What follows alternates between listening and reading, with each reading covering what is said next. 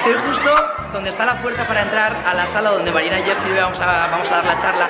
Y flipáis con la cola que hay en este momento para entrar a la charla. Mira, os voy a enseñar un poco, ¿vale? La cola. ¡Hola!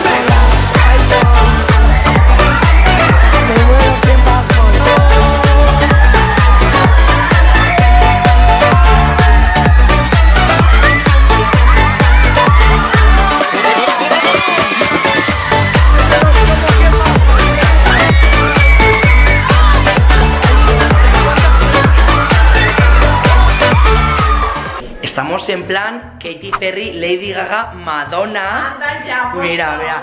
I want to break free. Claro.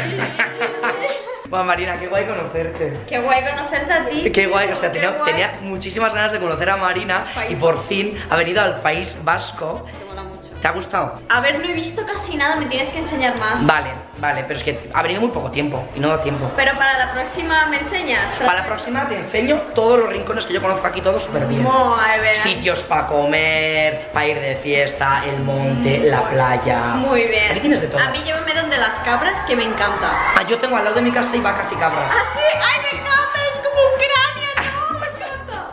Pues muy guay, pues ahora vamos a salir a dar una charla y Aforo se ha llenado completamente, o sea, 250 personas se ha llenado y mucha gente se ha quedado fuera. Desde aquí lo sentimos, por temas de seguridad no podemos meter a todo el mundo, pero Marina va a volver. Voy a volver porque si no, no sería Marina, ¿sabes? Yo tengo que volver. El asesino siempre vuelve al lugar del Efectivamente. Y tú además seguro que te sacarías fotos con todo el mundo aunque no nos dejas. Obviamente, obviamente, vamos. Qué guay, Marina, es que estar contigo en un mismo plano de cámara es súper guay. Pues nada, vamos a salir ya. Qué guay, así que eso.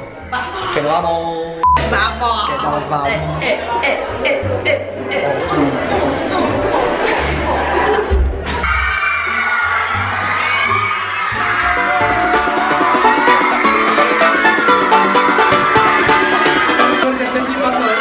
Estoy flipando.